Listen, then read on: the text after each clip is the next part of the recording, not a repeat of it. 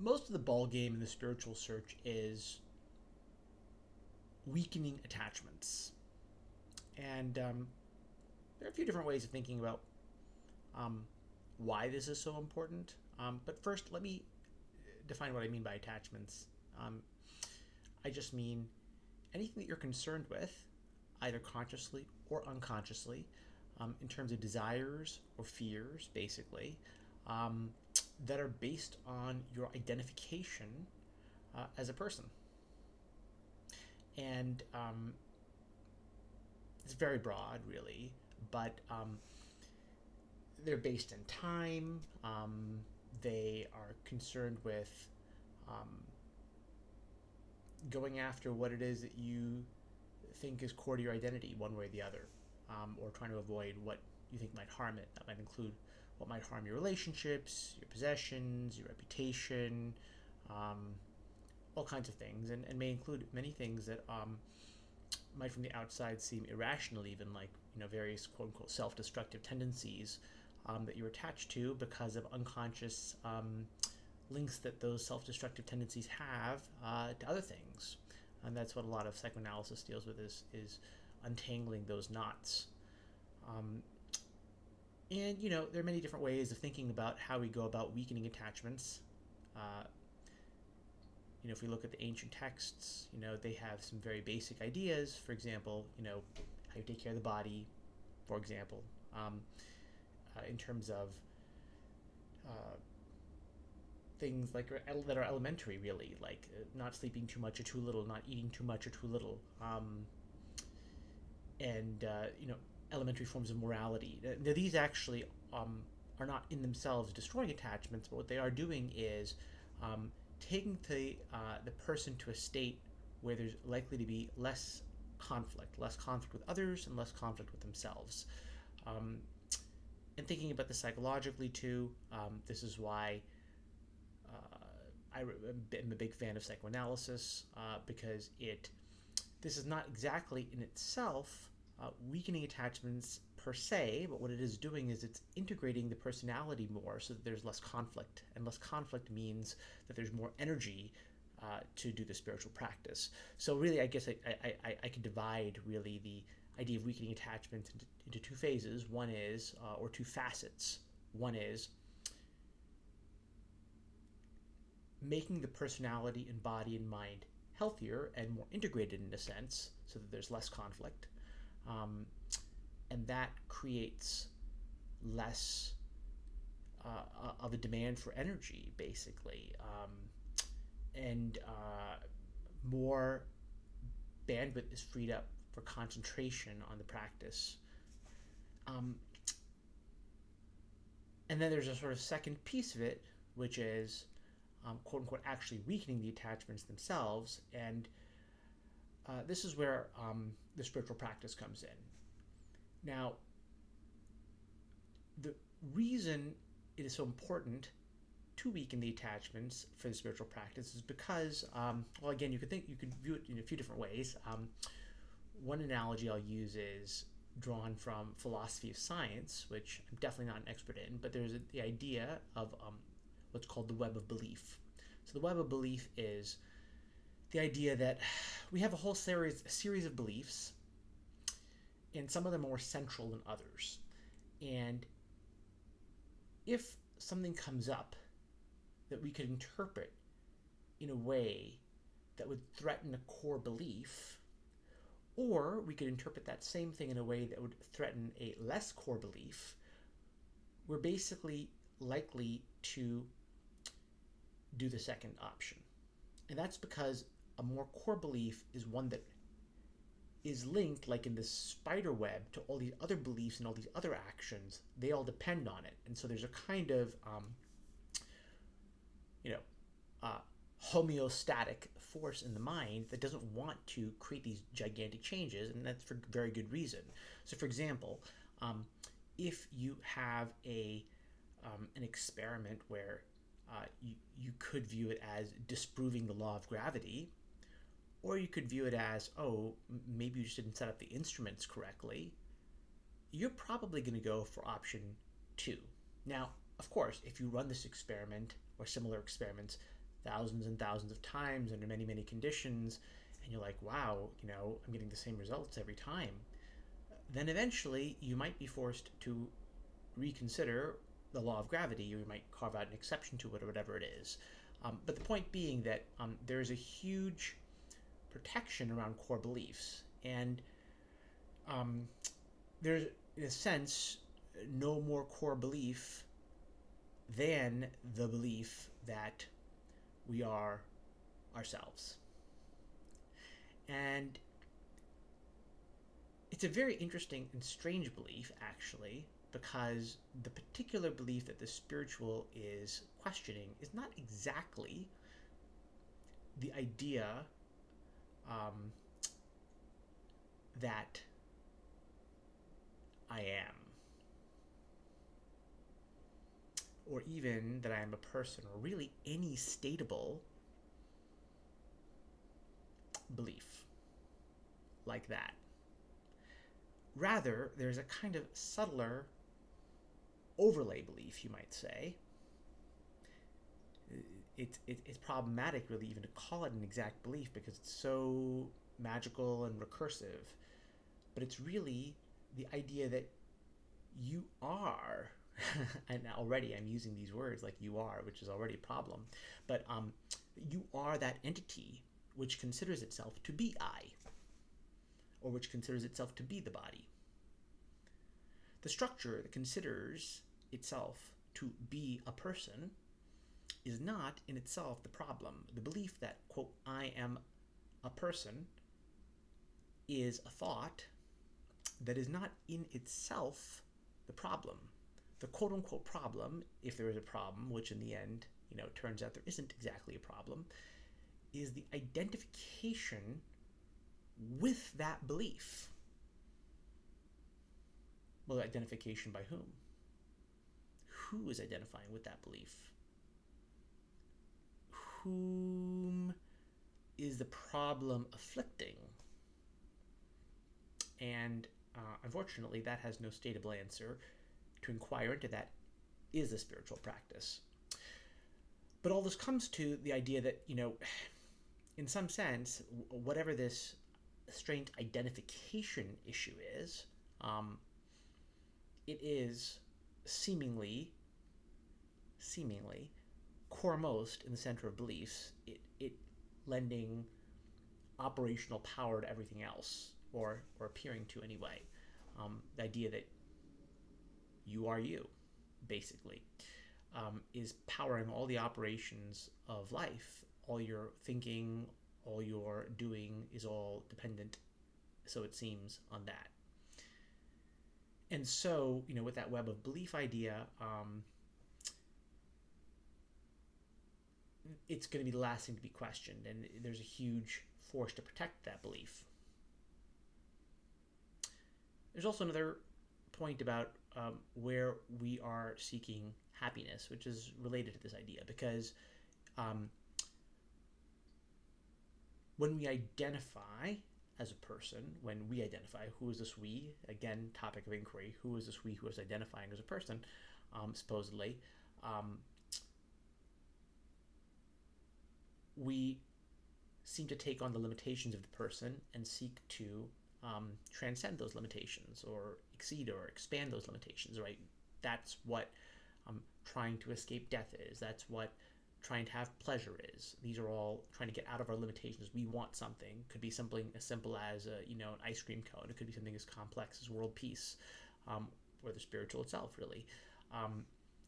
But the point is that we're looking for various forms of happiness. Even if happiness is itself a contested term of sorts, we could argue there may be different systems, not exactly always quote unquote happiness per se. It might be other things we're looking for, like a sense of meaning, or truth, and maybe these can't all be reduced to simple pleasure. It doesn't matter. But the point is, there are limitations built into the so-called individuals that we think we are. We, again, who's the we?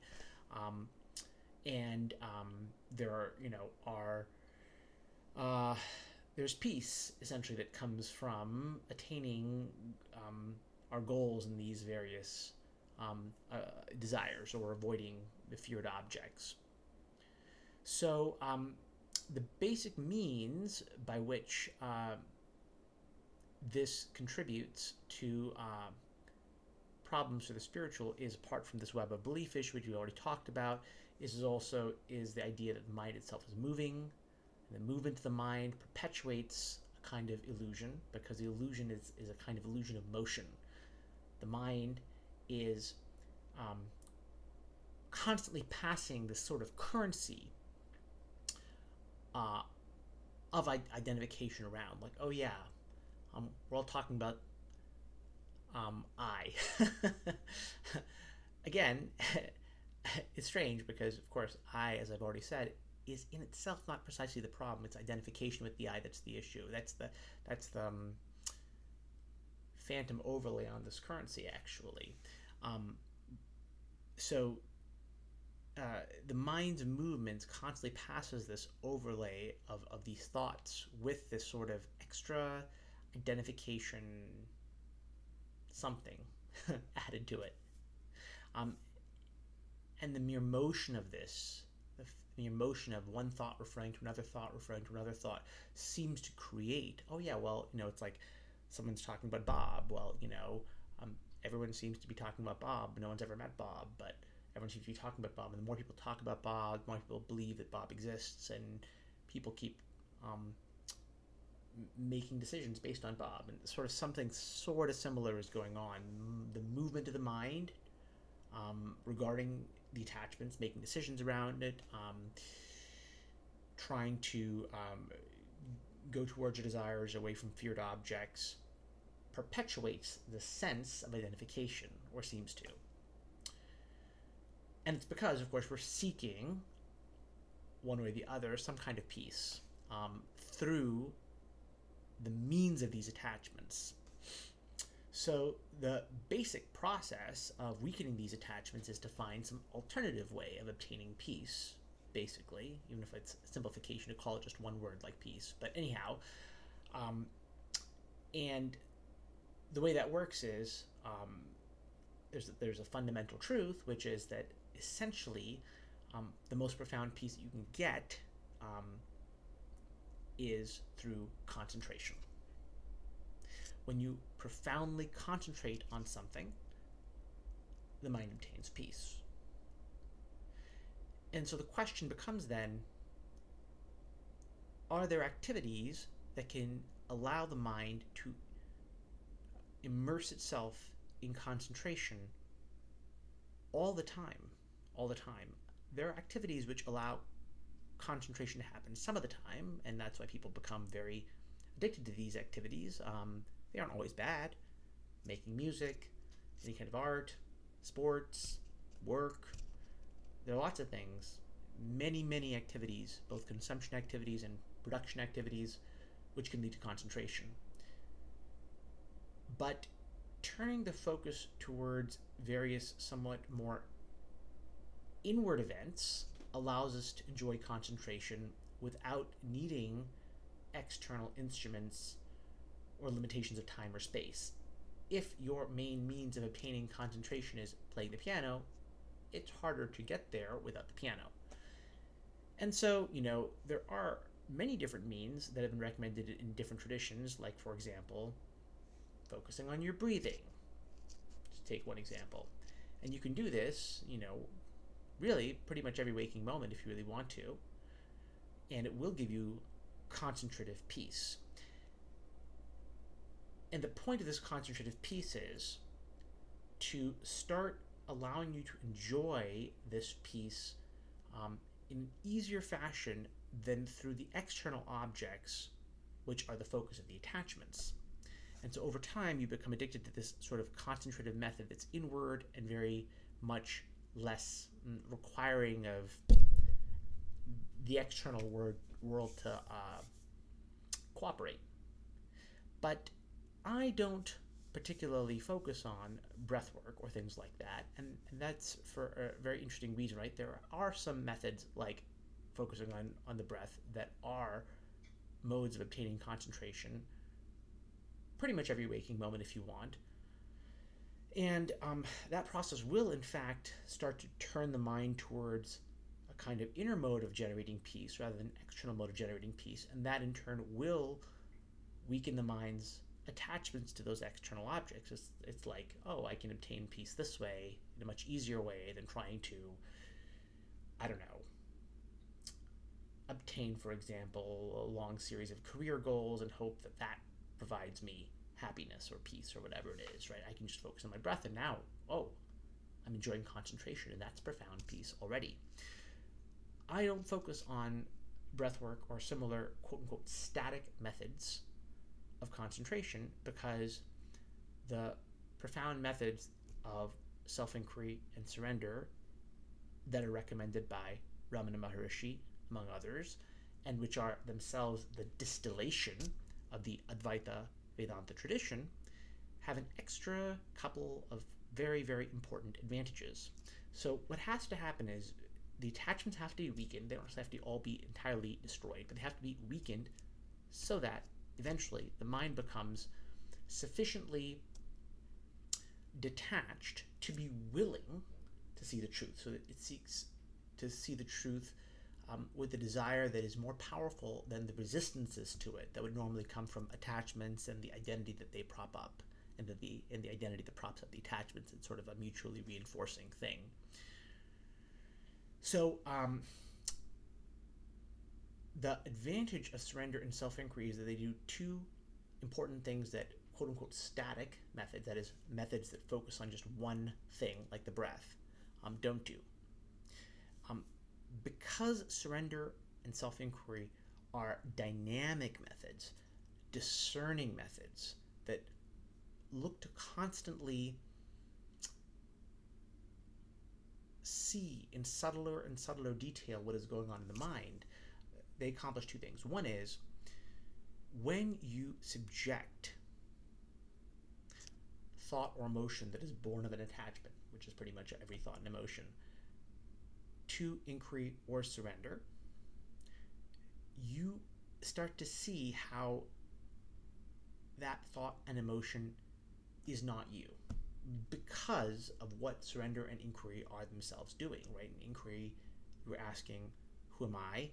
And you realize, I don't know who I am. That's true, by the way, even before you might discover in some sense who you are. The discovery that you don't know who you are is hugely important because your attachments are all based on this idea that you do know who you are. And as soon as you start seeing that actually you don't know who you are, the attachments become much less important, because whose kids, whose career, whose relationships, whose future are we talking about? If you don't know who you are, those things become immediately less important.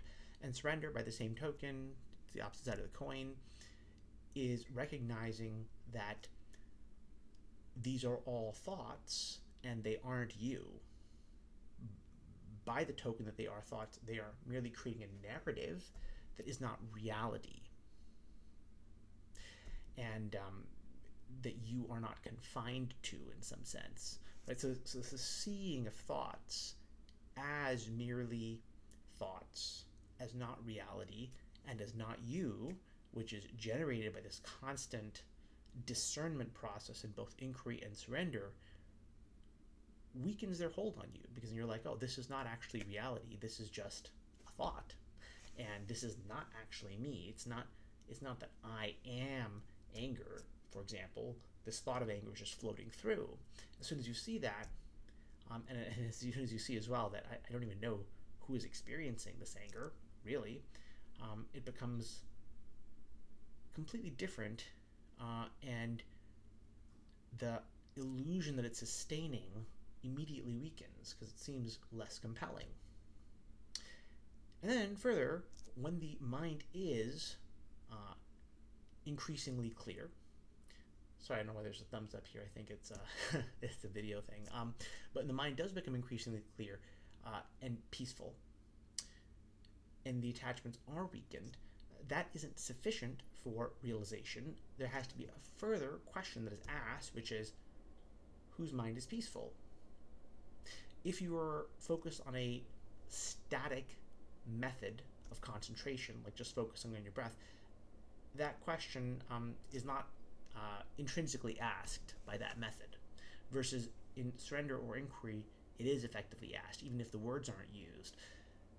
There's a noticing of that peace or that silence, and then that very silence is recognized as itself as an object. Well, so to whom does it occur? Inquiry asks, or in surrender, one says, okay, this too is a thought, and attention withdraws from it. Well, what does it withdraw? It withdraws towards the one which observes even that. So, this process of discernment, these discerning methods have two advantages. One is that they immediately and in the moment, with respect to every thought and emotion, help weaken it because they point out this thought and emotion is not me, and this thought and emotion is just a thought, not reality. And when one does come to a point of silence or clarity, it too is further questioned and made an object of discernment. So this is the advantage of the discerning methods that I think should be the basis of the spiritual practice. But they are complements to other ways of strengthening and unifying the attachments at the same time, like, for example, taking care of your body in a certain way, and something like psychoanalysis or other methods of emotionally aligning yourself so that there's less inner conflict and less outer conflict.